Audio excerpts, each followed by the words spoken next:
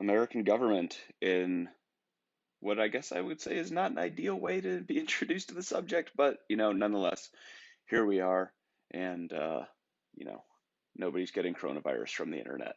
So, the way this is going to start out is the first two chapters we're going to go through this year aren't really going to be about American government per se. I'll certainly have examples in here, but this is much more going to be based around getting you guys the basics of what government is, how it works, and helping you sort of differentiate all the different types of government you have seen in the world today, or you've heard of in the news, or your history classes, or reading books, or whatever. So, this is kind of an outline. I'm encouraging you to take notes on this. This first chapter, I'm not going to collect the notes. There will be a quiz after the first two chapters. Um, as we established earlier in sort of your introduction little video chat thing, do not just read through these notes on your own. These notes work best when we're in person, but when we're not in person, you need to listen to what I'm talking about because these notes that are being shown on your screen here on YouTube um, are an outline. I'm going to talk through more specific stuff in here, and that is the sort of stuff I expect you to be putting on your notes. So please, please, please, please, please listen to what I'm saying here and don't just like kind of tune out my voice and look at what's up on the screen. It is a far better use of your time to listen to this sort of stuff. And remember, if you have questions, I mean, obviously we have office hours and everything, but also throw them in the comments here and I can answer those for you personally, or I'll answer them in the comments. So with that sort of preamble covered, away we go.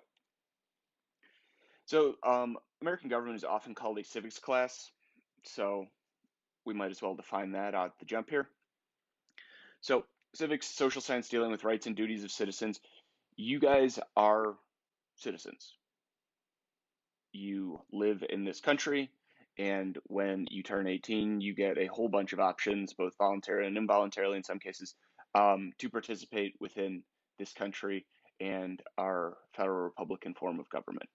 So we're going to go over how government works, for whom the government works, and how that actually works. So how does the government serve you? How does the government serve your families? How does the government serve the school? Yada, yada, yada. Um, Theories as to why. So we'll go over some political philosophers in this chapter. One of them, maybe two, I bet you've heard of. A couple others, probably not so much, but their ideas are going to seem familiar. Um, and then everything you've heard on Schoolhouse Rock. So let's roll. Civics is also political engagement, um, which means one of the big things we're going to hit on this year, and we'll do this more when we talk about current events later on, is civics is based on fact. It is based on what you know and what you can prove and what can be proven by others. It is not based on fandom. One of the big things I'm really going to try to hammer home with you guys this year is and this is true, I truly don't care who you vote for. The point of this class is not to indoctrinate you. The point of this class is to give you the skill sets so you can come up with your own decisions as an informed citizen.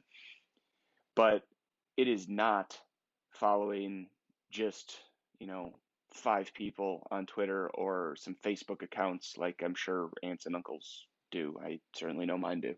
Um, it's finding out relevant information and being able to differentiate a trustworthy source from an untrustworthy source. It's knowing on what's going on outside of your neighborhood, state, country, continent. That's what current events is going to be about this year, is how all of this stuff is interrelated, how it works, and why, an explosion in Lebanon could cast a very harsh light on the current state of American politics, which it did a couple weeks ago. So that is one of the goals we'll have here. Debate and discussion. We talked about this during the going over the syllabus, but we will debate in this class. I want you to get involved. Debate is fun, but only in civil debate. we're not going to do name calling here. You're not swearing at each other if people get worked up. I expect you to calm yourselves down. You're high school seniors. You know how to behave in public and in school. Also, it's a very valuable skill set for when you are arguing with friends or family or really anybody, is to be able to calmly and cogently make your argument and not fall back on, yeah, well, that guy's a Nazi or that guy's a communist.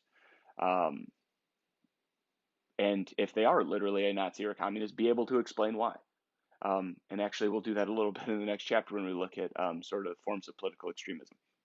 And then also why some things don't work. Um, were we in person right now, I would ask you to raise your hands and tell me what sort of government America has. If you've been paying attention, I've already said it. Um, and somebody would raise their hand and they'd say, we're a democracy. And then I would look at you and I would say, no, we're not. And you'd be like, what? And then I would explain this.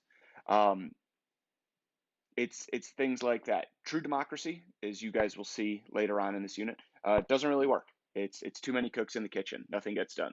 So instead, we have a Republican form of government where we send representatives to speak for us. We will go over why we have the Electoral College and why the Electoral College will never go away. And our state is one of the reasons. It's us in Wyoming and Rhode Island and the Dakotas, Alaska. We're too small population wise. And if you took away the Electoral College, the odds of our states really getting any sort of federal aid ever would be negligible at best. This is a term I want you to know, so write this down. I don't think there's a little tick mark or slash or whatever on your outline, but write it down somewhere. I'm pretty sure I'm going to put a question out there about it eventually. This idea of realpolitik. Realpolitik is a German word. It comes out of the 1860s and 70s from a guy named Otto von Bismarck. And what it basically means is doing what needs to be done. It is willingly making concessions to things you don't agree with, and it's pushing the advantage when you have it. It is doing what is necessary to achieve your greater goal. And by doing that, and we'll talk about this more later on, you get compromise. And out of compromise, you build up longstanding relationships where, hey, I might disagree with that party on 80% of the stuff, but they propose something that I agree with the other 20%. So let's see if we can negotiate it down to a 60-40 sort of thing where they're the majority, they're going to get what they want, but if they get along with me, then maybe they won't do everything that I hate. And in the future, when I need a favor, they might do that favor for me. So keep realpolitik in the back of your minds as we go through this. The idea will certainly come up throughout the year. And now enjoy what a non-government looks like. We sort of need to do the negative first. And that is anarchy. You've heard of anarchy before. Presumably you've seen that symbol on the right side of the screen there before. Anarchy comes from the Greek, and not archy, government. There is no overlying power here. So it's a lack of order due to a non-recognition of authority. So an anarchist does not believe that power should exist. There should be no ruling class. Now, this does not necessarily mean that anarchists want to do away with government. I mean, it sort of does. But the idea here is they don't recognize the legitimacy of a current government, and they don't recognize their authority. So kind of, it's weird because you can have anarchists that live perfectly happily together. Anarchy is not necessarily what you see in the movies of like where everybody, is just like burning everything down and like doing the whole like Viking raping and pillaging across the world sort of thing. It's not necessarily that. It's just they don't believe in a government. So you could have a bunch of farms, in an area that are technically in anarchy where, they they work together, they all contribute to, stuff together, they trade or whatever, but they don't recognize anybody as a leader and they don't necessarily recognize laws. If you've ever seen Monty Python and the Holy Grail, one of the things that the peasant mentions as a type of government is an anarcho-syndicalist collective. That is a real thing. That's kind of what I just described, is you basically share your stuff, but nobody recognizes the government. So it's possible. So hopefully you're thinking this through as you go. and you're looking down at your notes and you're like, hey, Polking put on a pros and cons list here. Maybe I should put some down before he talks. So take a second and do that. Pause the video, write a couple down in both columns. And now that you've unpaused, good job. So let's go through the pros. What would the benefits of anarchy be? You don't have to pay taxes. You can't break the law if there are no laws to break. So right now you're saving money and you're never going to jail. You have absolute freedom. You can literally do whatever you want because nobody's going to stop you in a legal sense. In a legal sense only. It's not like anarchy preserves like absolute pristine, like Garden of Eden human dignity or anything like that. No. If you're into the whole survival of the fittest thing, this is the one for you. There's flexibility. You can adjust to the world instantaneously because you are the only one making up the rules, but they only apply to you. And if you're into that whole zombie apocalypse thing from The Walking Dead, boy, you got anarchy, at least at the beginning, first couple seasons of The Walking Dead. All right, now, what are our downsides to anarchy here? And I'll give you a second to think of some of those if you haven't already.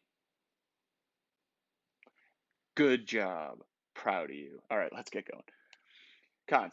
You don't have any public services. So odds are you probably don't have running water. You probably don't have power because if you are not paying taxes, you are not paying for those services to be kept up. You probably don't have good roads. You probably don't have street lights, anything like that. On top of that, no protection. You don't have a military. You don't have law enforcement.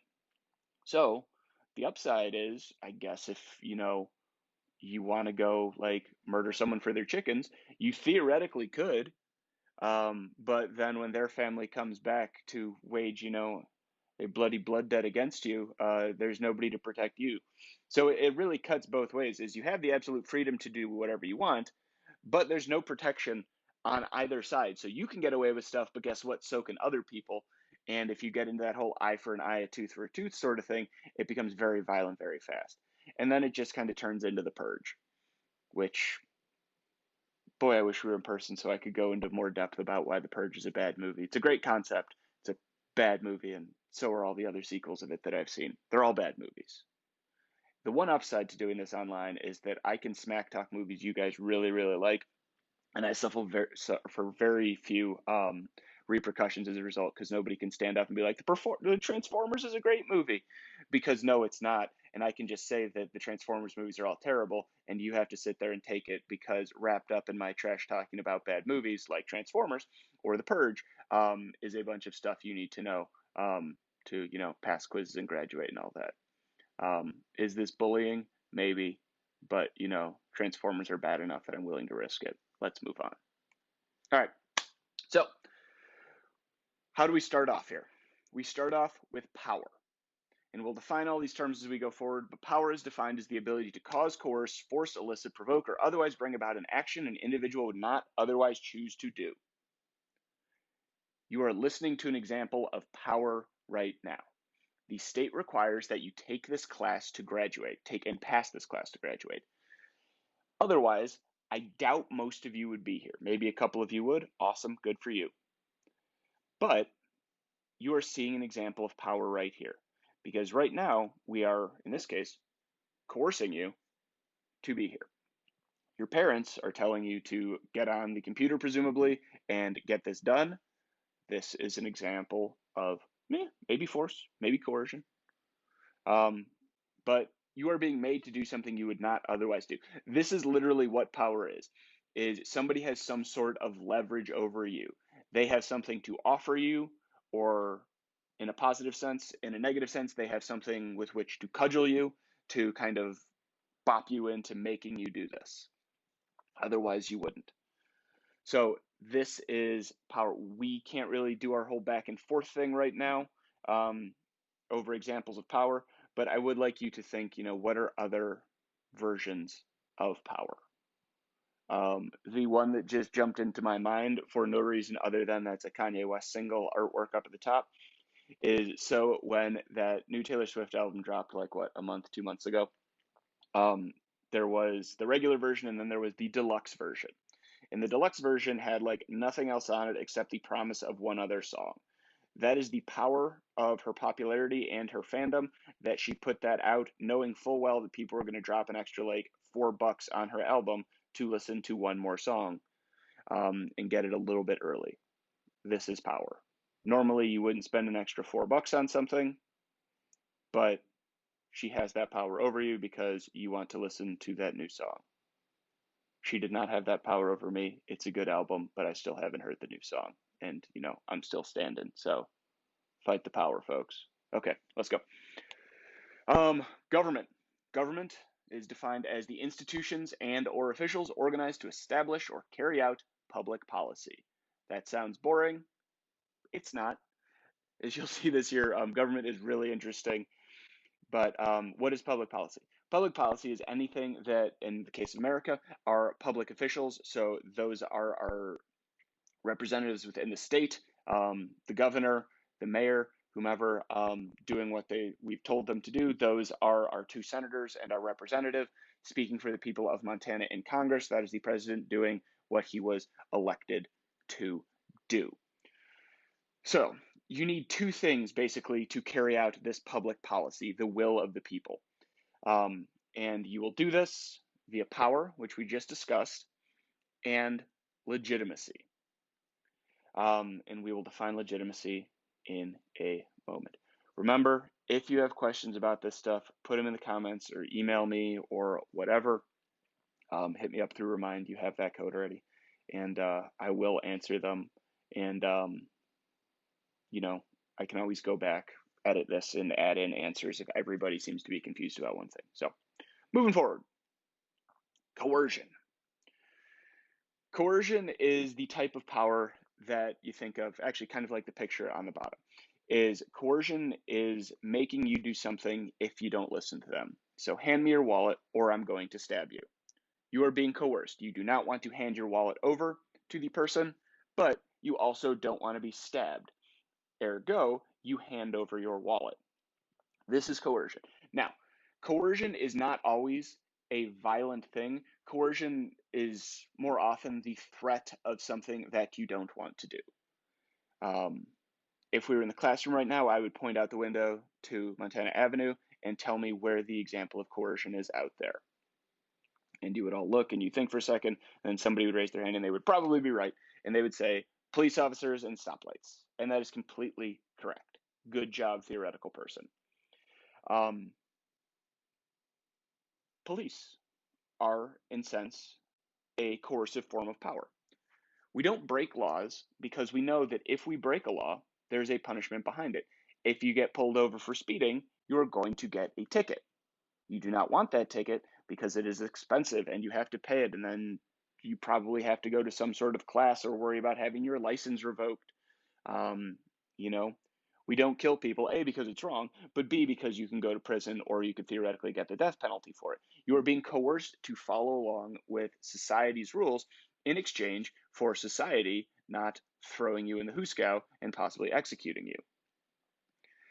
These quotes are never going to be on a quiz or anything. I just like them, and I think they do a good job. So, read on your own time. You've got access to all this stuff. Next up, we've got reward.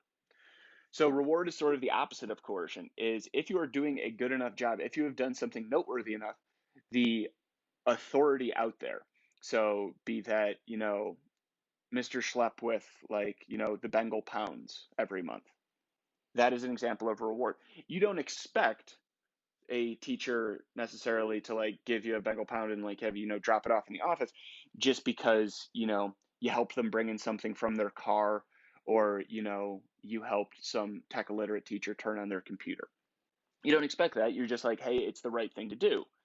But because you have done that and you have been rewarded, you've seen that there is a tangible benefit to doing quote unquote the right thing. And your classmates, your peers, other members of your society has seen the same thing, is, oh, hey, Bob helped, Mr. Schulte bring in stuff from his car and he got, a Bengal pound for it and lucked out and won a sweatshirt later on. Maybe next time I see a teacher having a hard time getting stuff out of their car, I mean, I guess this is a bad example during Corona, but you get the idea. Maybe I'll do that next time. So it shows that there is a benefit to behaving properly within societal boundaries. If we want to take this to a national level, you have stuff like the Medal of Honor. Good job. Um, the Medal of Honor, as you presumably know, and I would have somebody explain here, is the highest military award you can get for going above and beyond the call of duty. If you guys saw that Outpost movie that came out this summer, two guys from that both won the Medal of Honor.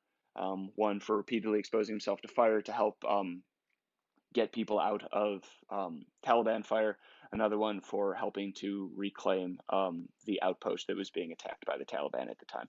There's all sorts of stuff that has resulted in the Medal of Honor. There's a civilian one, the Presidential Medal of Freedom, that is sort of the non-military version of it, where if you have done something that truly contributes to the greatness of American society, be it culturally, be it politically, whatever, you are given a Presidential Medal of Freedom. And as I think on this right now, I cannot with 100% certainty tell you a single person that has won the Presidential Medal of Freedom, and that is definitely on me. And that, you know what? No, I got it. Rosa Parks has a Presidential Medal of Freedom, or had a Presidential Medal of Freedom. She made a lasting impact on American society and governance, and was given the Presidential Medal of Freedom for it. She was rewarded. Now, clearly, like Rosa Parks wasn't out there in the 1950s like, hey, I'm going to make this stand on a bus because, well, this sit on a bus, I guess, because, in 40 or 50 years, I want to win the Presidential Medal of Freedom. She's doing it because it's the right thing. And it results in a reward eventually. Does that all make sense? I'm not hearing anybody disagree with me as I sit in front of my computer here. So I'm going to say yes. Good job. I'm glad we all got reward. Next up, persuasion, the ability to influence or convince a party to do something. This is a form of power. It's a very powerful form of power if you can get it to work. Are you a good speaker? I think the best example of this in like history in your lifetime is probably Barack Obama. Like speaking from a purely technical perspective, not a particularly successful president, didn't get a lot of legislation passed, but he was able to speak really well and influence people to do things at state levels. And then, so for example, actually, we just had something with him the other week at John L. Lewis's funeral. So right now, Barack Obama is an American citizen, right? He's no longer the president. I think he and Michelle Obama run like a Netflix company now or something. And he goes around and speaks every once in a while. But he said something along the lines of, it's time to end the Senate filibuster, which is a way for senators to basically drag out legislation and block things from being passed. And he said, now's the time to do it, with the implication that if the Democrats were to take the Senate in this year's presidential election year, that they would do away with the filibuster to allow more legislation to be passed in a quicker manner, because the filibuster has been used really over the last 12-ish years to impede the Senate from getting much at all done. So by saying that and saying it on a national level, Barack Obama is attempting to use that power he has of persuasion, of being a really good speaker, to influence the Democratic Party to change the rules in the Senate, which is a doable thing. Other examples of persuasion could just be like pointing out that there's coercion out there, is like, hey, let's go out and see how fast your car can go. And then somebody else saying like, hey, that's a terrible idea because I know for a fact that, the state troopers are out there and they're pulling over a bunch of people this week. Let's not do that. You have now persuaded that person, hopefully, to not go out and go speeding because, hey, it's a bad idea. Things won't go well. But that idea of persuasion is, hey, I think I'm done with my homework. And somebody's like, what if you look that over again? Because it seems like you finished awfully fast and you certainly wouldn't want to get a bad grade on that. And you think, hey, you're right. I wouldn't want to get a bad grade on it because then that could have, ramifications. I get barked at home or something, or, my GPA drops and I can't go play, football or soccer or whatever. So I'm going to put in more time. So persuasion. Next. Legitimacy. So remember, along with power, this is one of the two things that is key to establishing a government. So remember, power says that, hey, we're going to be able to protect our citizens, we're going to be able to enforce the laws, and legitimacy is how you get there. It is the quality of being accepted as an authority. I will repeat that. Hint, hint, going forward on some sort of assessment. The quality of being accepted as an authority. So, legitimacy means you came to power the right way. You won an election. So, for example, in 2000, let's do a better one. Okay, we're going to do the 1960 election. For those of you who don't remember from US last year, and granted, we kind of rushed through the end of the year there, especially with the 60s stuff. John F. Kennedy runs against Vice President Richard Nixon.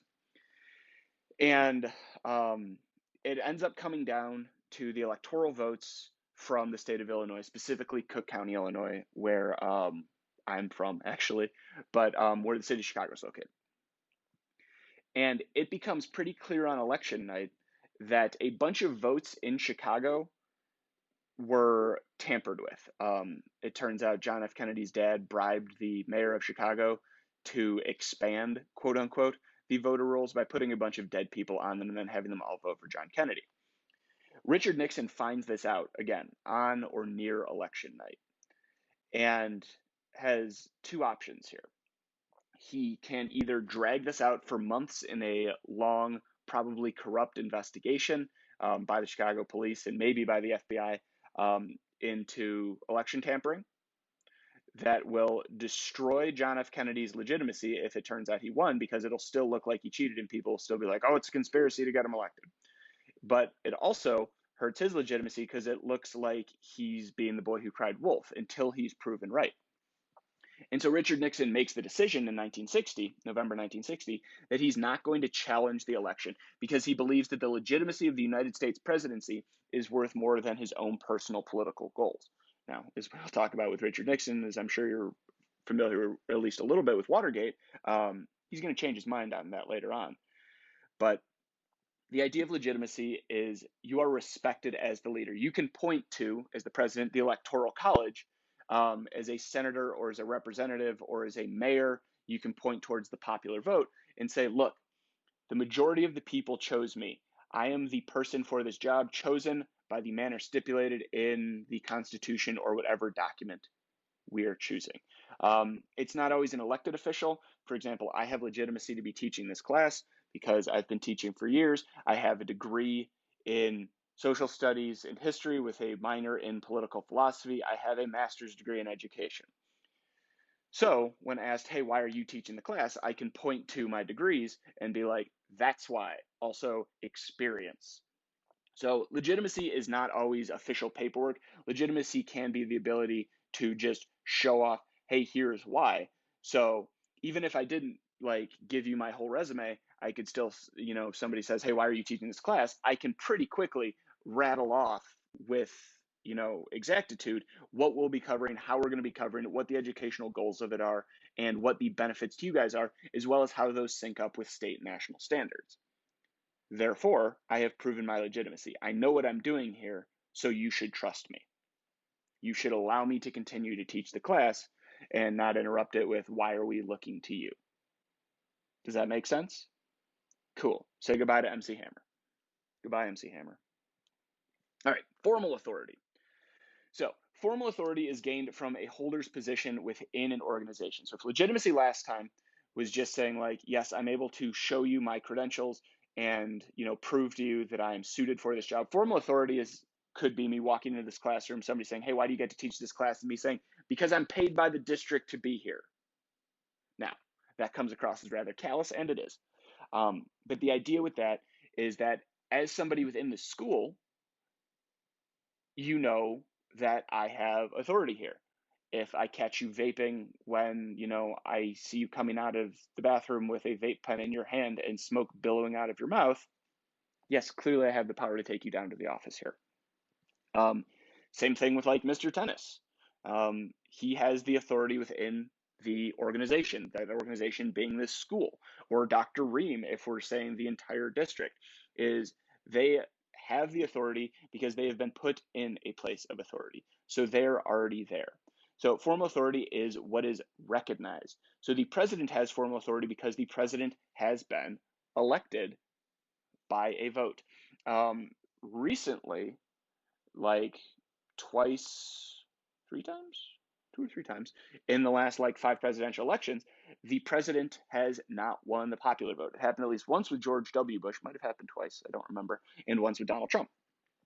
And that has led people to question the formal authority of the president. Not to the degree that they'd be like overthrowing the government, but people saying, hey, the majority of the country didn't vote for you, so why are you in power? And then we have to explain the whole electoral college thing, which you have my word, we will. I just had a long argument with my dad over the phone a couple weeks ago because of his distaste for the electoral college and me explaining why it's, a necessary thing. But anyway, I do want you guys to look at this quote. The peaceful transfer of authority is rare in history, yet common in our country. With a simple oath, we affirm old traditions and make new beginnings.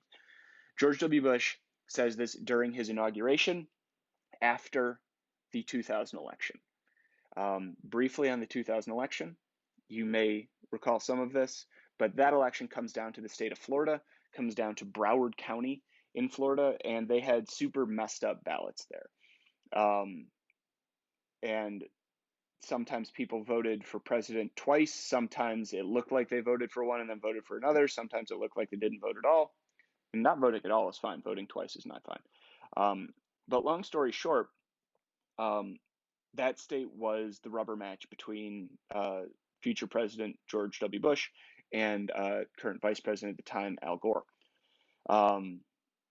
And so what happens here is they appeal this up to the Supreme Court and ask whether the recount can continue to happen. And the Supreme Court, along divided partisan lines, says, nope, no more recounts. You have until X date to be done, which essentially hands the election to George W. Bush. He ends up winning by, what is it? It's like 587 votes or something. It's an incredibly small number in the scheme of 330 million Americans. And he wins. And Al Gore looks at it and says, well, that sucks for me, but I recognize the authority of the Supreme Court, and therefore I will not challenge this election anymore. I'm not going to ask the government to overthrow, I'm not going to ask the army to come out and stop George W. Bush from taking the oath of office. I will respect the formal authority of the Supreme Court of the United States, the highest court in the land, and I will go off to found Fuse TV, I guess, and win an Oscar for a PowerPoint program. But anyway, that is a great example of formal authority. So you recognize that, yes, we trust these people and they have to repay our trust by constantly doing the right thing. So if somebody continues to abuse formal authority, then formal authority will erode. And then as a result of formal authority eroding, there goes your legitimacy. And if your legitimacy goes away, what else goes away? The answer to that should be the government's legitimacy until it can be replaced. This was always what Thomas Jefferson was talking about when he said, the government should basically be reset every 20 years. We haven't done that, but that's sort of what he's talking about, is if people become too corrupt, then we need to do something to fix that, because formal authority matters. And if you've lost formal authority, you've got serious issues. So moving forward, religious justification. This is going to be super quick. Don't write a ton of this down. You just need the basic idea here. So prior to the United States, because we have, it written, enshrined in the Constitution, there is no religious test for the Constitution. You can be whatever religion you want, or you can have no religion. The Constitution and the country do not care. People within the country care, but that's as far as it goes, and that technically doesn't matter. In China, you had the Mandate of Heaven, which basically said, hey, God chose me, therefore I get to be the leader. And if you lose power, if you die, if you are overthrown, if you're imprisoned, whatever, then that's proof that God no longer has your back, and the new person gets to take over instead. The issues inherent with the system are obviously that in no way does it protect you from getting murdered or overthrown or imprisoned. That's sort of a problem. This gets picked up later, not inspired by the Mandate of Heaven, but it's, what do you call it in your biology classes? It's convergent evolution. You come to the same point from two different points. The divine right of kings is a big thing in Western Europe, and basically says that, yep, the king was chosen by God. And it's basically used here to say that, well, if God chose you, we can't kill the king.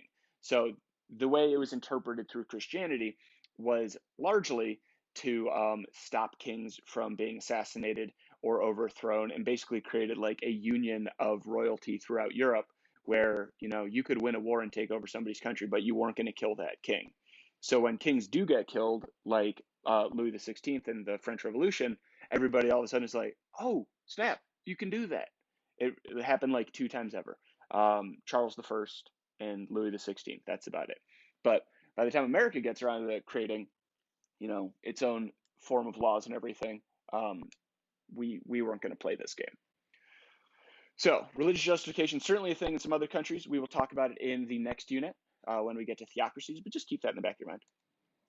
Taxes.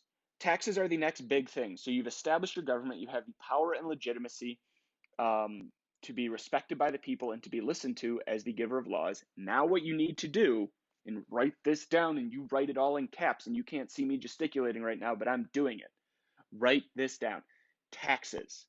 A government rules through taxes. You need to collect revenue. You need money. Why do you need money? Because the government is supposed to provide stuff for the people. How much they provide really depends on the form of government you have, but every government needs to be able to protect its people, right? You can't protect its people. What good are you as a government? The answer is not much good. So you need money. Provide social services. So this could be, hospitals in remote areas, unemployment, Social Security, Medicare, Medicaid inside the US, all that sort of stuff. Government employees, they make everything go. So, from making sure that we have the right policies so you don't get E. coli from your onions, to making sure that we are not getting screwed over in a trade deal with China through the Department of Commerce, whatever. You need government employees to do that sort of stuff.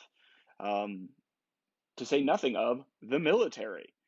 And this is only on a national level we're talking about, is like you can exchange, government employees and military for civil servants in town. And so instead of the military in town, you have, law enforcement. It's the same idea here.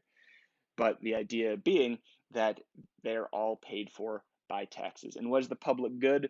We'll talk about that in November when we get to the Constitution and what exactly that means. But long story short, it's sort of a blank check for government to do what it believes is necessary to make sure that the country runs smoothly and that the people are looked after. None of this stuff happens. You don't get social services, you don't get government jobs, you don't have a military, you don't have the people looked after if you don't have taxes. Moving forward. Public goods. So what are some of those public goods?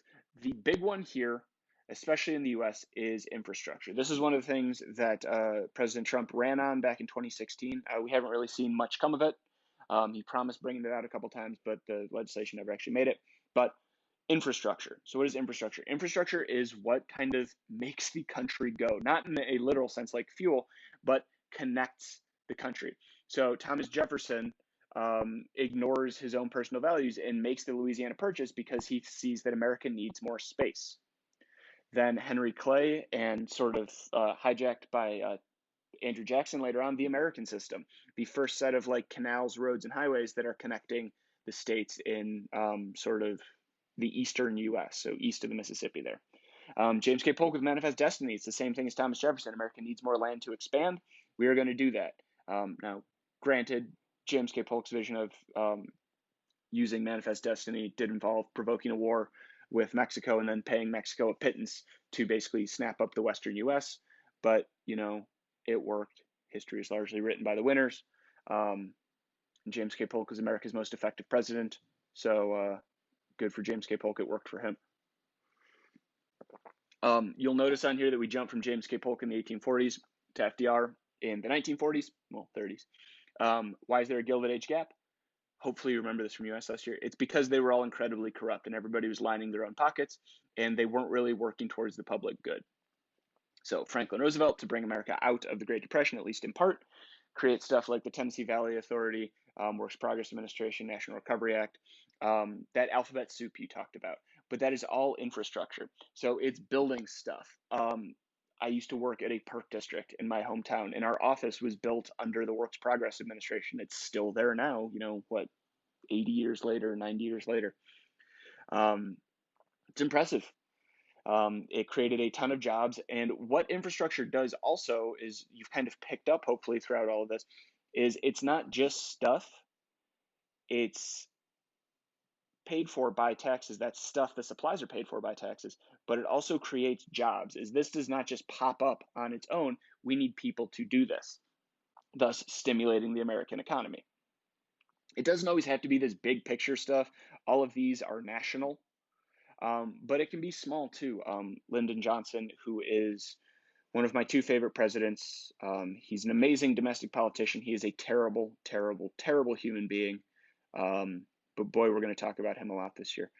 Um, Starts out his career this way, is a representative from the state of Texas, gets his little county in the Texas Hill Country electrified in the 1920s and 1930s. Is there'd been no electricity there before then, but that is a public good. He's able to demonstrate his power and his legitimacy to his constituents by saying, if you elect me, I will get us electricity out here. And he's able to follow through on that.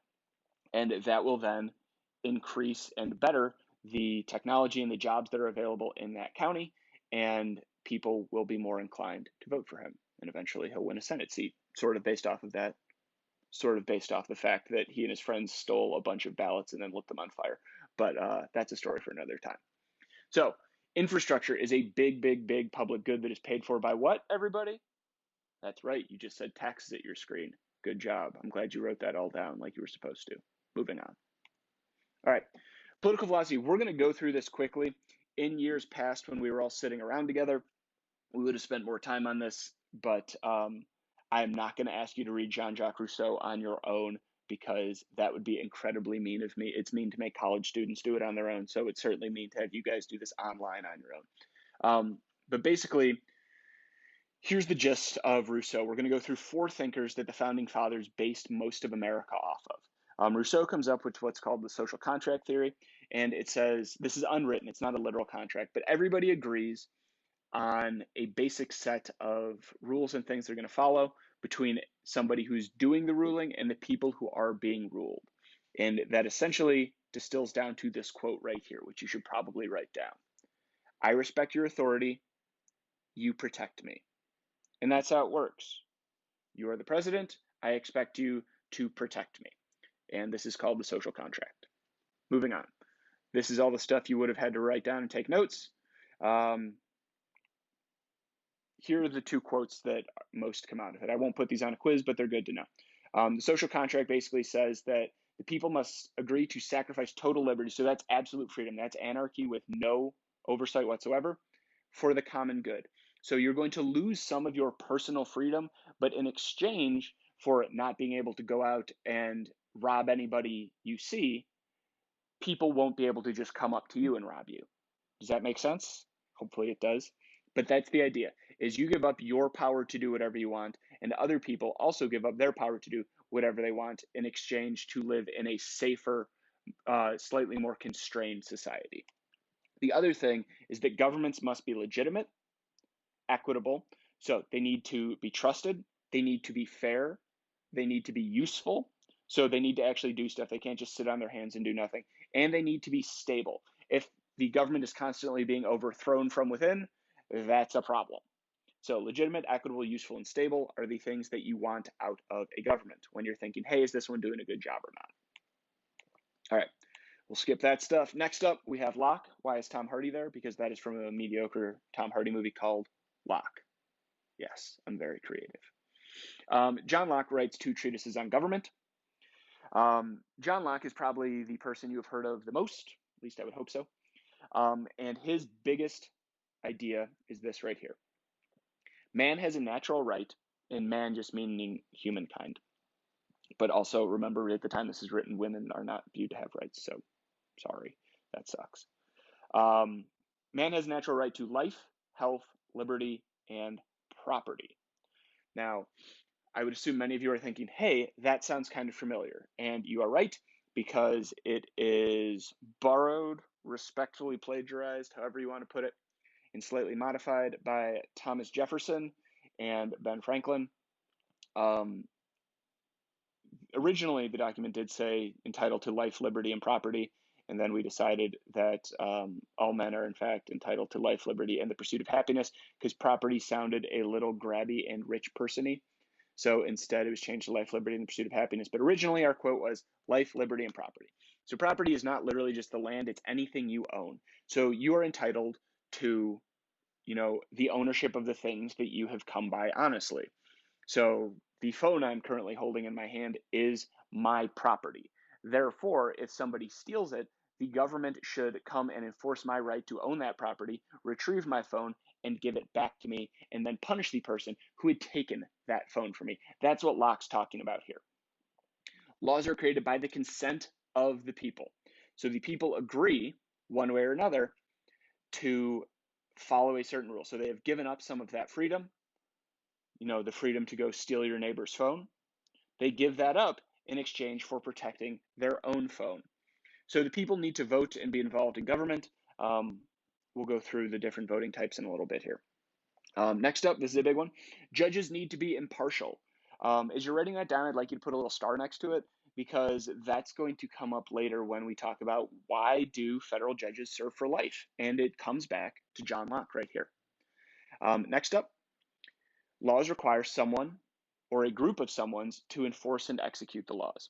This is literally what the role of the presidency is. We call the presidency the executive branch because it is the president's job to execute the laws, to make sure that they go into effect. Because, maybe you know, maybe you don't, the Department of Justice works under the executive branch. So they are going to execute the laws for the president. It's not like President Trump is riding around like, pulling people over for violating federal law or anything like that. That's what the Department of Justice is there for. That's what the FBI is there for. And then lastly, we don't run into this one very much anymore, but Locke says this, and Jefferson, as I mentioned earlier, is a big fan of it. Revolution's okay if the government is working against the people. So if the government is actively flouting the will of the people, doing things that are harmful to the people, then the people are in fact ethically obligated to form a new government. They are supposed to overthrow the government. So we haven't run to that. What we did instead is picked up the system of adding constitutional amendments. So once our form of government is in place, we, the people, can vote to force those changes through. If you would like to read the rest of Locke's Two Treatises on Government, it's free online. There's a hyperlink at the bottom of this page. You can check that out. But the big thing with Locke here, life, liberty, property, and then we have laws created by the consent of the people. So here's your beginning of the legislative branch, here's your beginning of the judicial branch, and here's your beginning of the executive branch. It's almost like Locke was really influential or something, and you should know his name. All right, next up. Machiavelli. This one I throw in here more for fun. Machiavelli writes a book called The Prince in the 1300s in and around Florence in northern Italy. But basically, the things that Machiavelli writes don't ever get put down in government documents, but they're things that politicians often think of. So a ruler needs to be strong or risk losing respect and then his legitimacy and power. So a ruler can't be seen to be pushed around. Compromise is one thing. Compromise you want out of a ruler. But you can't have it where a president just looks like they can't get anything done, and then nobody wants that president anymore. Jimmy Carter is a good example of that. Jimmy Carter didn't really get anything done while he was president. He tried to negotiate the freeing of the hostages in Iran in the late 70s. The Iranian government, kind of thinking like Machiavelli, says, yeah, we're not going to do that. And it's one of the things Ronald Reagan runs against him on that platform. And literally minutes after Ronald Reagan is sworn in as president, the Iranians release the U.S. hostages. Jimmy Carter had lost his legitimacy and as a result loses his power. Good ruler knows to represent themselves as all thing to all people. This is sort of saying a good ruler is a moderate. They're able to work with both sides of the political spectrum. They're able to lean left, they're able to lean right, they're able to be a centrist, because then they can make sure that no one side is really out to get them. You'll always have extremists on both sides, but for the most part, you're going to hold the middle, and the middle is where most of the people are. And then lastly, it is better for a ruler to be feared than rather to be loved, because people are only loyal when it benefits them. And as soon as that goes away, then they'll vote for your opponent. So let's take a completely non-political example of this. back in, what was it, like 2012 or something. The Xbox, whatever, and the PlayStation 4 came out. I had an Xbox in seventh grade. I'd bought myself an Xbox 360 when I was in high school, and the new Xboxes and PlayStations were coming out. So theoretically, I had a loyalty to the Xbox brand.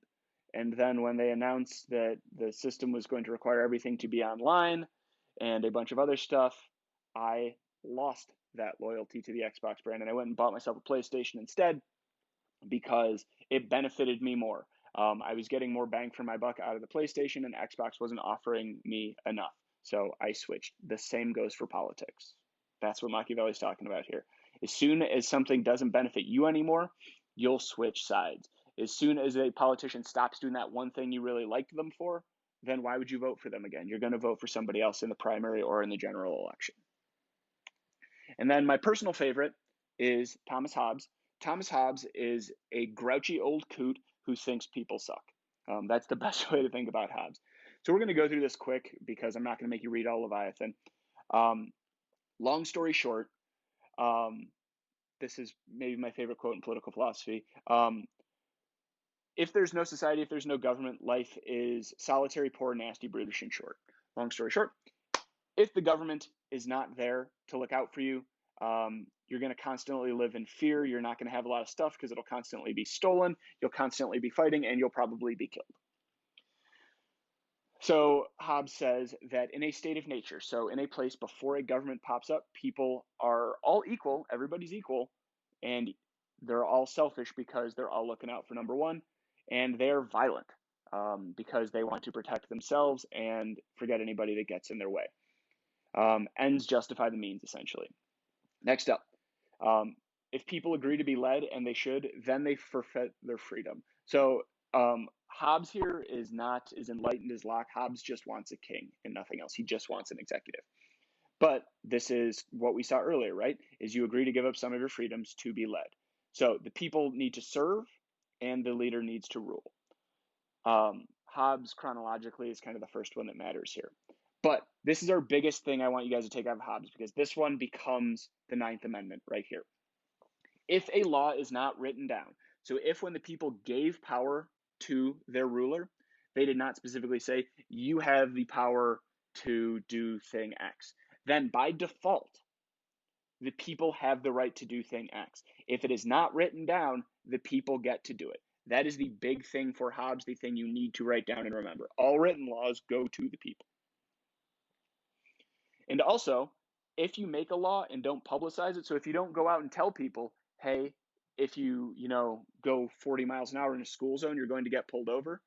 If you don't tell anybody that, if there are no signs that say that, then a police officer pulling you over there and saying, hey, you're speeding in the school zone, that's a ticket, man. That doesn't work. You need to publicize the laws if they're going to be laws. So if the government doesn't show you that they have the power, then that law is void. It does not go into effect. And lastly, laws can be reinterpreted. So as values change over time, you can rewrite a law, people can reinterpret laws. Government is a fluid thing. But our biggest thing here, all unwritten laws are for the people. All unwritten laws are for the people. Calvin and Hobbes is a great comic. Okay, so we've gone over philosophies. We know anarchy is dangerous. So if we put nobody in charge, that's bad. So how does Aristotle break all of this sort of stuff down? And here's somebody breakdancing, because as I said earlier, and as you will come to appreciate throughout this year, I am a genius when it comes to putting vaguely connected slides on here that I find entertaining, and you will either find entertaining or insufferable, but we're going to hope that it's entertaining. Let's do this quick. Okay, if we put one person in charge, we got a good example and a bad example. A good example is a king or an emperor. Again, this is in Aristotle's mind, but these are what the founding fathers are reading when they are coming up with the Constitution. So think of this. A good one-person leader should be virtuous and work for the good of the people. We'd call that a philosopher king. This is George Washington. It really is. George Washington's elected to be this leader, but this is George Washington. You are not looking out for number one. You are looking out for the good of the people. George Washington's entire 2 terms as the president were making sure that he set the right precedent, that he modeled appropriate behavior for everybody so that when he left, the country knew how to behave itself. Or you get a bad person, a tyrant. They're only out for themselves. They don't heed the will or well-being of the other people because they don't care. Usually this is called a dictatorship. Be careful there. This is just my history degree getting pedantic here. Rome used to elect dictators when things would get really bad. The city of Cincinnati in Ohio, one of America's worst cities, is named after a Roman dictator named Cincinnatus. He was a retired general. The Romans were getting attacked. They're like, hey, we need one person to run the show. They run over to Cincinnatus. They're like, we're going to put you in charge of everything and fix the problem. So Cincinnatus fixes the problem in like 2 weeks and then is like, cool, problem solved. I'm going back to my farm. And they're like, wait, you don't want to stay in charge? He's like, nope. If you guys want to give me a couple goats for my farm, that'd be pretty rad. But other than that, I'm going home. And then he goes home. On the other hand, you could have a dictatorial fascist. And that would be more along the lines of an Adolf Hitler or a Benito Mussolini, where you take power through sort of manipulation of government. You're the only person in charge and you don't care about the people. You only care about yourself and making yourself better and more powerful. We don't want that. If we put everyone in charge, there's 2 ways to look at this. In a good way, you have what is called a polity. You have a constitutional government like the US has with equally allotted power. In our case, we have, everybody's vote counts the same, both at a national and state and local level, but also within Congress. And you also have the separation of powers. Does it work? Yes, it does. It's very tricky to get it to work, though. And this is talking like literally everybody, which is not quite what we have. Because if it's a country run by bad people, then we call it a democracy. He's right. A democracy is everybody gets a vote, but because, like we talked about with Hobbes a little while ago, is people inherently are not that good. Or at least they're self-serving. They're looking out for themselves before everybody else. And as a result, everybody is looking out just for number one in a democracy. So nobody's looking out for the little guy. So in a democracy, it sort of erases these. I got who's a good example? Bill Gates, who he and his wife are spending hundreds of millions of dollars every year that they could theoretically be sitting on. And just buying themselves jet skis and private islands and whatnot. And instead, they're like, hey, let's go and find a way to wipe out malaria throughout the world. A democracy does away with that because Bill Gates's voice is drowned out by everybody else who's just like, yeah, give us money for other stuff. So this does not particularly work, putting everyone in charge. All right. As I said, that was going to be quick. These next couple things are pretty fast. Next up begs the question, what do nation states require? So a nation state is the fancy political science term for a country. So what do we need to be a country? What do you need to fit the textbook definition of a country? And the answer is, first, you need territorial integrity, which basically means you need, and here's your definition for territorial integrity, need to be able to defend your borders and show what your borders are. For example, the Mexican-American War kicks off officially when there is an argument as to whether or not U.S. soldiers were shot on the U.S. side or the Mexican side of the Rio Grande in Texas. And this is because the border in Texas was pretty fluid at the time. Nobody really knows where it's going. So instead, the U.S. just says, hey, to enforce our territorial integrity, we're going to send an army down there and kick your butts. Right now, China does this all the time.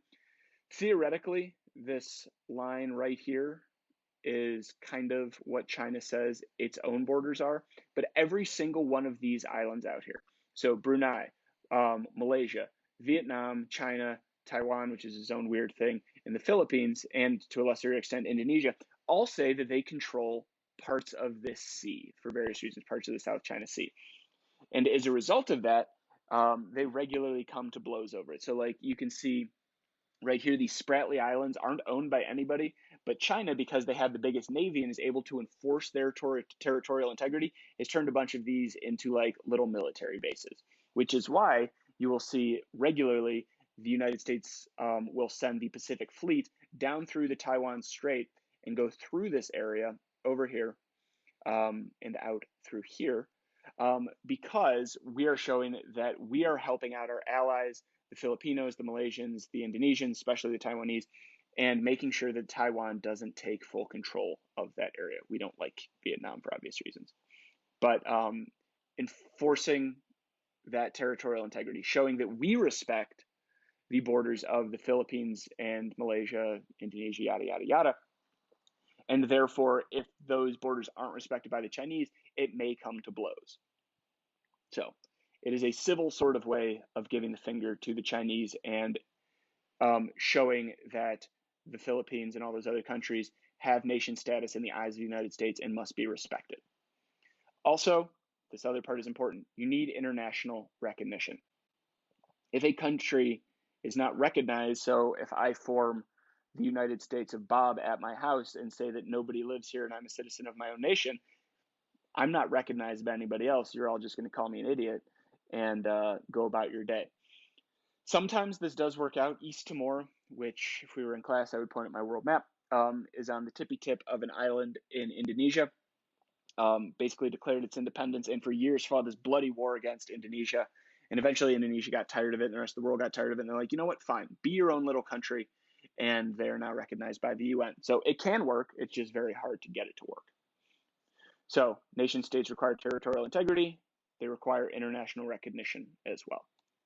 They also require a stable population. You think this would go without saying, but we got two examples here that kind of fly in the face of that.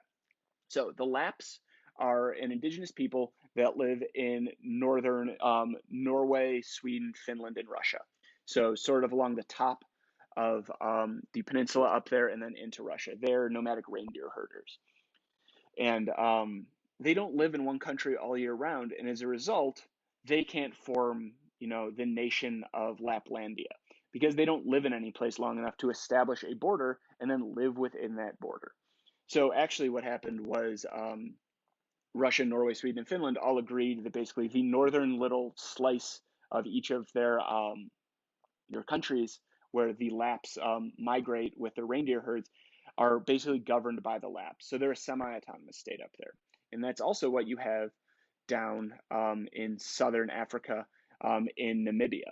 So Namibia is just north of South Africa on the west coast of Africa, largely where the Kalahari Desert is. And you have the San people there. They're also called Bushmen. But they move around between Angola, Namibia, and South Africa. And as a result, they don't live in one country. So you don't have, Sandland or whatever in Africa that is populated by the San people. It's just not there. Also, if you don't live in one place long enough, you don't establish a tax base, which means you don't have people that live there as citizens to pay taxes. And as we discussed earlier, if you don't live anywhere long enough to pay taxes, then that country doesn't really have the ability to protect you or to provide services or anything. And at that point, what's the point of being a country? There really isn't one. Can't, do protection or infrastructure. Why does the country exist? So tax base is a big thing that drafts off that idea of a stable population. So make sure you write those both down. And then nation states require a code of laws. This is the Code of Hammurabi right here in the British Museum. I forget if I took that picture myself or if it was online. It's a very cool museum. You should go sometime. There's actually, you can do a tour of it through Google Street View right now. They put in after the shutdown happened. It's cool. Long and the short of it is this section right here for your notes. You need a common legal system. So we know that murder in the United States is illegal. It does not matter if you are in Alaska or down in the Florida Keys. You can't kill people. You can't rob people. We get the idea. Now, sometimes state laws change. We'll get to that when we talk to federalism. And that's what this federal versus state thing means. But we have a national code of laws and national law enforcement, your FBI, your U.S. Marshals, etc. And you also have, state troopers, local police officers, all that sort of stuff. So they both have laws and they both enforce those laws because we need to keep the people safe within our territory. Thereby, we have a code of laws. And this has gone throughout history. Hammurabi is Babylon. The Torah is the Jews all over sort of the Levant, the Middle East. 12 Tables in the Juris Civilis. We base some of our laws off that. That's Rome. Then Justinian Code is, how can I not think of the word for this right now? The Byzantine Empire. We both base a lot of our laws off of that. And then a lot of it The Napoleonic Code is based off the Justinian Code and the Juris Civilis, and the Napoleonic Code has a rather sizable influence on the U.S. as well, as does the British Code of Laws, but we'll talk about that later. This is just to show that this is not a new idea that nation states require laws. It is one of the things that makes a nation go. That chief executive making sure that the people are protected from within. How do you protect the people from within? You make sure that everybody follows the laws and you punish those that do not follow the laws. Then, nation states require sovereignty. The power or the right to exercise supreme authority over a region, group, or people. Write that definition down. I hope you can hear the clapping that I'm doing. Write it down. All right, so you've defined sovereignty. National sovereignty is independent self-governance. So the United States has national sovereignty. We rule ourselves. Nobody comes in from the outside, and it's not like Mongolia comes in and says, hey, you're not following our laws on, horses. Mongolians like horses. Need to follow those because, frankly, it doesn't matter. We're our own nation. We have sovereignty within this nation. We've set up our borders. We have our code of laws. Those are respected in our territory. What about Canada? Canada technically being part of, it is the Dominion of Canada, technically under Queen Elizabeth. It doesn't really matter. They do that because it makes them feel good and they like to put the old lady on their money. If it came down to it and the UK was like, hey, you're breaking this sort of law, at any point, Justin Trudeau and the rest of Canada could basically say, yeah, we don't care about what you have to say here. We do this out of a sense of culture, not out of a sense of legitimacy. French Guiana is a weird one. So French Guiana, if you don't know, is a little bit above Brazil on the east coast of South America. It is technically owned by France. The only reason it is still owned by France is it's close to the equator. And so the European Space Agency is based out of there because it's easier to fire stuff into space closer to the equator. So French Guiana basically has this really nice little town right around the ESA base, and then the rest of the country is not looked after by anybody. And they don't really have the sovereignty of France there because France doesn't really care about them that much, and France won't let them go either. So as a result, the country is sort of a disaster. What about sovereignty on reservations? We will talk about this repeatedly this year, but long story short, Worcester versus Georgia in 1832, you remember this with the Cherokee cases with Andrew Jackson from U.S. History last year.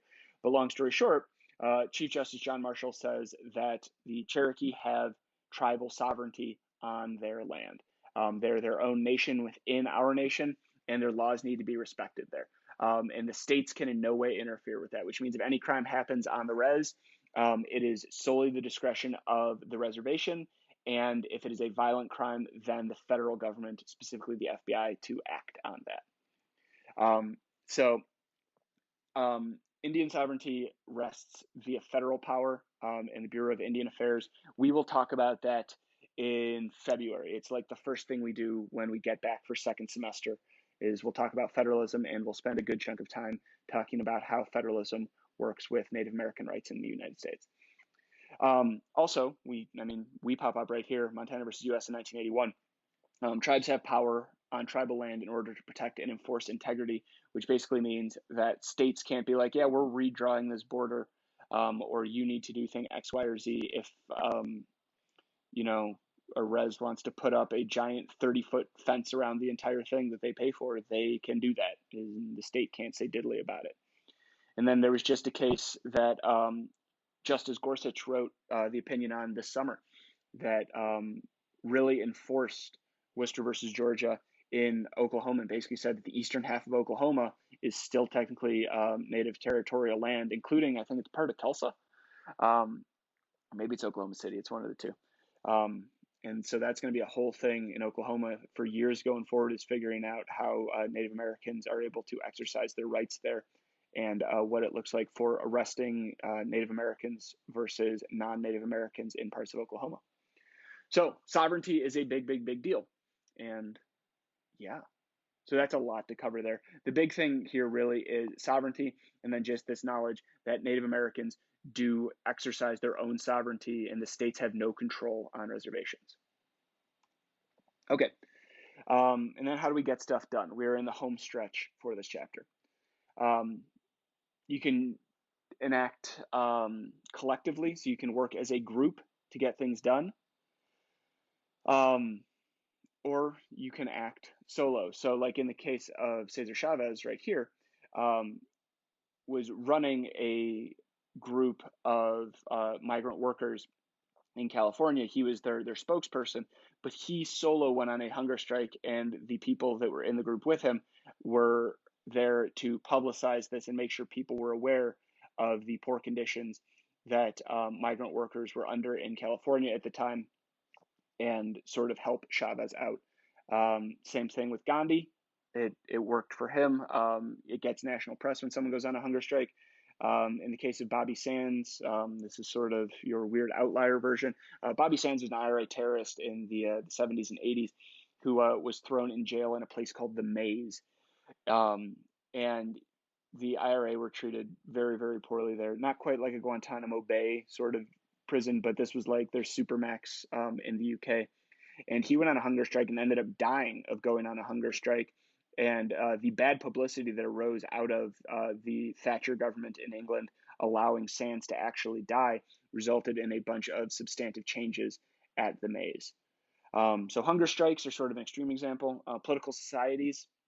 So this could be considered a political party, but think of it more as like something like, I don't know, the John Birch Society, where it's a group in the US or in a country with different extremist views, maybe, and they push for other things to happen.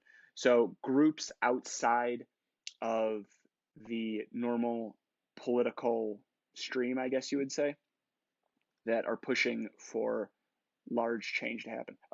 Black Lives Matter. They're perfect. There's an example of that going on right now. And they do this to get bargaining, because bargaining works better if you have leverage.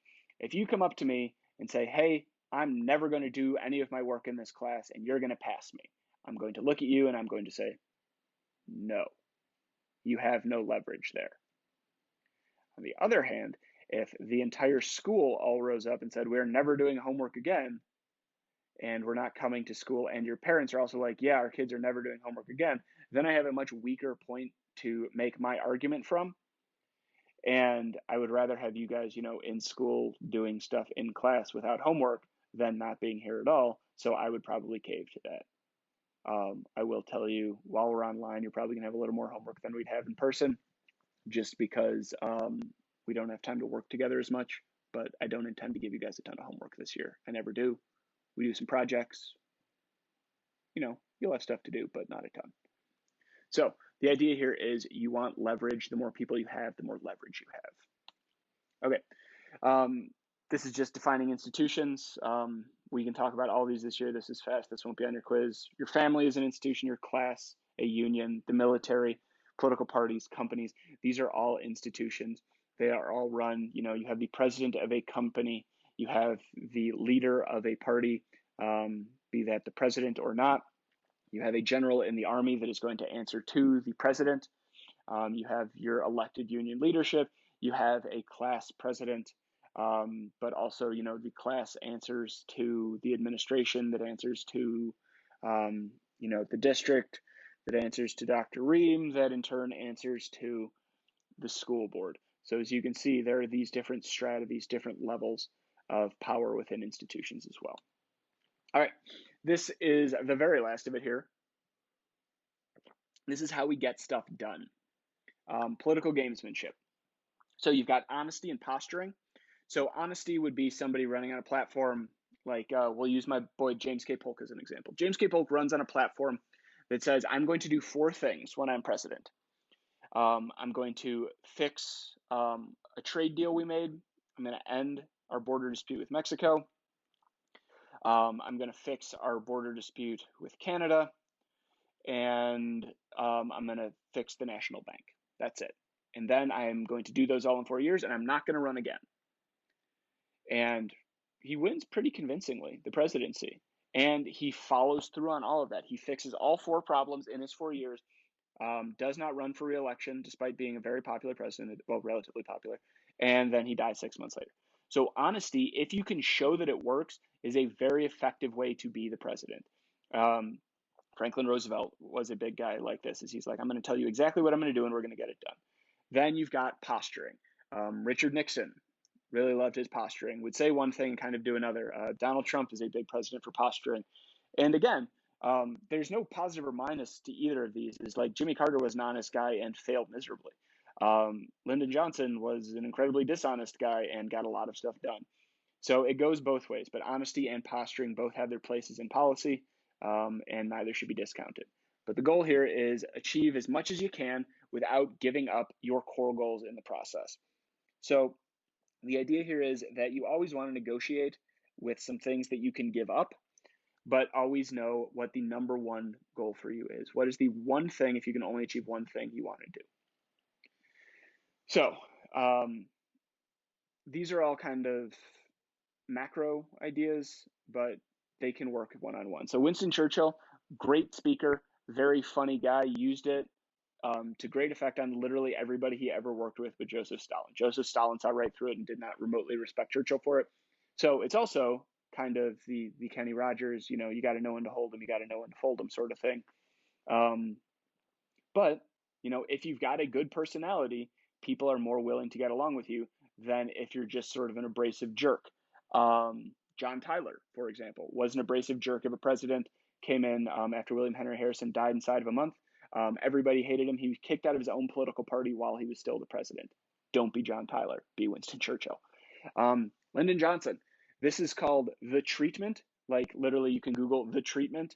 And if you do it in capitalize both T's, you'll probably get that picture or one similar to it. Lyndon Johnson would do what was called buttonholing. And that was identify a single person or a small group of people that he needed to get something done. So, hey, I want to pass this civil rights legislation. I need to convince some Southern Democrats to vote for it. How am I going to do that? And he would just work on these people and constantly just needle them and badger them, but at the same time, get what they needed. And he would single-handedly bring about these major pieces of legislation through this buttonholing thing. And the idea behind buttonholing is you would like hold a person by the lapels and like poke them in the chest right where their buttonhole on their suit would be. You have the public voice. Teddy Roosevelt back when, giving speeches and interviews all the time. Donald Trump now. I would say Teddy Roosevelt was more effective with it, as the president's tweets tend to come back and bite him on the butt from time to time, but, works for some folks. There's obviously other examples of this, but as you're watching this online, we're just going to keep rolling. This is a big one. Make sure you understand this. You will probably have a quiz later that asks you to define horse trading. If you write trading horses, you will not get points for it. I don't care if you're trying to be funny or if you've just forgotten. I've gotten both over the years. Don't do it. Horse trading is the fancy term for compromise in trade. The best example, as you probably remember from last year, is the great triumvirate of the pre-Civil War years of John C. Calhoun, Henry Clay, and Daniel Webster, who didn't really agree on anything, but were able to keep the country out of the Civil War, no thanks to this jerk face right here, because they kept making deals with each other. So horse trading is you make offers and counter offers. You agree to ignore something in there. So remember, you give up one of sort of your side goals in exchange for being able to continue to work together later. And this idea of being able to continue to work together later is what log rolling is I do you a favor, you do me a favor. I do you a favor, you do me a favor. We both compromise, we both get most of what we want. And as we continue to do that, we continue to roll the political process along, as opposed to just saying, no, screw you, it's my way or the highway, at which point, if you're attempting to stand on a log and you're not constantly moving your feet, you're going to fall in. But if you keep those feet moving, if you keep those deals going, if you keep those channels of communication between each other going, then you can stay moving on the log. You keep those feet going. So nobody ever leaves wholly satisfied, but they leave with enough to take back to their constituents, say, look, I've achieved something for you, and we can continue to look forward. So the Missouri Compromise, remember, the 36-30 line, it doesn't really work, but it stops the Civil War from kicking off right there. The Great Compromise, or the Connecticut Compromise, we'll talk about in a couple weeks in chapter 3. That's basically how big states and small states are both made happy while we're working towards the Constitution. and then more changes are able to come out of that. That is due to one of my favorite people in U.S. history, Roger Sherman. We'll talk about my dude Roger, and you'll see a picture of me standing with Roger later. Walkout. So walkout is if you are not flexible and you don't do the horse trading back and forth to facilitate the log rolling. Walkout is I'm taking my ball and I'm going home. You sign up with my bill, with my idea, with my policy, or it does not happen. So largely this is not done in a lawmaking sense. This is more in like going on strike. So in 1886, railroads tried to go on strike. There wasn't enough popular support for them. It falls apart. In 1902, a bunch of miners go on strike. JP Morgan steps in and negotiates sort of a truce with the unions, and it sort of works. Farm workers strike with Cesar Chavez, who we talked about earlier, does work. Air traffic controllers in 1981, 11,000 air traffic controllers that are employed by the federal government go on strike, and Reagan says, nope, you have to go back to work right now. You're negotiating in bad faith, and if you don't come back on Monday, I'm firing all of you. And they didn't come back to work on Monday, and he fired all of them, which makes it extra ironic that one of the airports in Washington, D.C. is named after Ronald Reagan. They ended up hiring non-union workers from there on out. But these people all lost their jobs. So this walkout is not guaranteed to work. Is if you are allowed to take your ball and go home, so if you turn your back and start walking off and the other person doesn't say, wait, wait, wait, you've lost. So in the case of Chavez, the farm owners in California came back and said, wait, wait, wait, we want to play ball. And so they did. The air traffic controllers, Reagan said, if you so much as turn around, I'm going to make a new ball and not pay you for the ball you have. And it worked for Reagan. So it goes both ways. This is a very dangerous tactic, which is why horse trading and log rolling really is the way that politics works for the most part. Over the last 2 decades, that has sort of shifted in large part because of Barack Obama and Mitch McConnell. And we'll talk about that later on. Power struggle is sort of a weird one, but it's within a system to elevate your own position and undermine that of your opponents at the same time. So it's make yourself look good, make your opponent look bad. Franklin Roosevelt gets in a power struggle with the judicial branch during his presidency and does the worst thing in his presidency. He basically tries to force a law that would increase the number of justices in the Supreme Court to what would have been 15 at the time. And it doesn't work. In fact, it goes so poorly that it doesn't pass. He barely passes any other domestic legislation the entirety of his presidency. And his vice president, John Nance Garner, quits and refuses to actually talk to him for the last 2 years of his term. And then Roosevelt has to go find a new vice president. So fails there. Lincoln in the 13th Amendment is fighting tooth and nail with both Congress and members of his own cabinet to get the 13th Amendment to end slavery passed before the Civil War ends, and he has to consider the Confederate States again. So that is a whole thing. We'll watch Lincoln later this year, hopefully, and you'll see a good illustration of that. The Constitution, Convention, Federalists and Anti-Federalists. We'll talk about that in 2 chapters, and we will go into that in extreme depth. And then the current administration is the Trump administration has had more pushback and sort of infighting, at least public infighting. I mean, there's always infighting in an administration than most before. Is Reince Priebus, Steve Bannon, Anthony Scaramucci, all employees that were there for relatively short amounts of time. Jared Kushner is really his son-in-law is really the only person that has made it through this entire administration unscathed. That has any impact on the administration. I guess Stephen Miller too, but Stephen Miller sort of stays out of that sort of stuff. But Jared Kushner has been able to push out Steve Bannon and Reince Priebus, and Anthony Scaramucci left because he sounded like a crazy person the 1 week he was there. That Life Comes at You Fast thing was there because the first year I put this together, all of these people were working for the president when I put this slideshow together in like August, and by the time the school year had started, they had all been fired. So, things change. All right, and then Demo Derby, I believe, it's our second to last thing. So Demo Derby, again, this is not crashing cars into each other, fun as that might be. Demo Derby is wiping out your political opposition. So there's kind of 2 routes here. You can take the legal route, which are long lawsuits and imprisonment. So Eugene V. Debs actually ran for president once from prison because the feds had arrested him on legal means. I mean, it wasn't completely illegal what they did. It was just kind of weird. But you can do long lawsuits and drag it out. So in fact, one of the things the Trump administration was trying to drag out past the election, an en banc decision by the Supreme Court threw that, or I'm sorry, the DC District Court threw that out the other day, which basically means that the Circuit Court in Washington, D.C. said, yeah, you can't do that. You have to answer these questions for Congress now. But if you have usually enough money or enough power, you can run out lawsuits long enough to exhaust a weaker opponent. You could get an electoral wipeout, which is where you win both houses of Congress and win a stunning majority. We'll look at the website 270 to win later, but if you're bored because you're stuck at home right now and you know it is blisteringly hot or whatever, and you don't want to go outside, 270 to win, look at those elections. Is Franklin Roosevelt, Richard Nixon, Ronald Reagan's first term, Barack Obama's first term.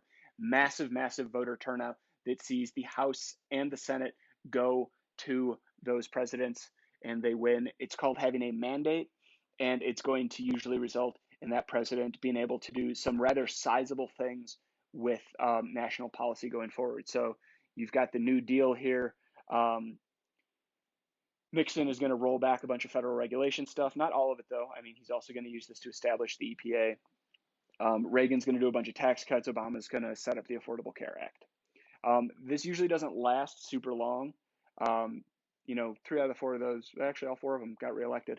But they're not usually going to have as much power in their second term as they do in their first. So that electoral wipeout is a great way to get a jump on your presidency and get big pieces of signature legislation passed quickly. And then you've got your extra legal means, which is a straight up way of saying illegal. You could kill the person. Not recommended. You could blackmail the person and say, hey, if you go do this, we are going to promote something bad about you or perhaps a spouse. I forget who it was. There was a senator a couple of years ago from maybe Indiana who was looking very popular. I don't even remember what party he was in, but looking very popular for the presidency. And then it came out that his wife had done some stuff, or it was alluded to that his wife had done some stuff that would make him look bad. And as a result, he declined to run for the presidency. So it can work. It's just, not advisable. And then there's character assassination, which isn't exactly illegal. It's just frowned upon. So like Grover Cleveland ran against a guy named James G. Blaine. James G. Blaine was referred to as the Continental Liar from the state of Maine, which is awesome. He had been a senator who had got caught red-handed taking bribes to pass legislation. And so the Cleveland campaign kept pointing that out and being like, how can you vote for this guy like he took bribes when he was in the Senate? And so what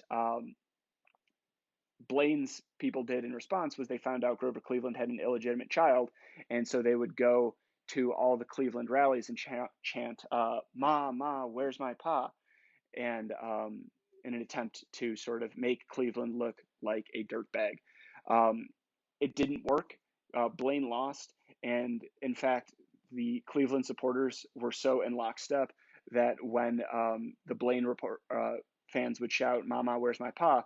All the Cleveland reporters would turn around to them and shout, "Off to the White House, ha ha ha." So it doesn't always work. Um, Andrew Jackson versus John Quincy Adams is just mean. They hate each other. They lie about what each other are going to do all the time. The worst one, though, might be Adams versus Jefferson. Adams supporters claim at one point that Jefferson is dead. Jefferson fans at one point claim that Adams is a hermaphrodite and can't be trusted. It's gross, and it goes back and forth, and it's incredibly mean. But that is what Demo Derby is it's out to just make your opponent look so gross and unelectable that nobody would vote for them.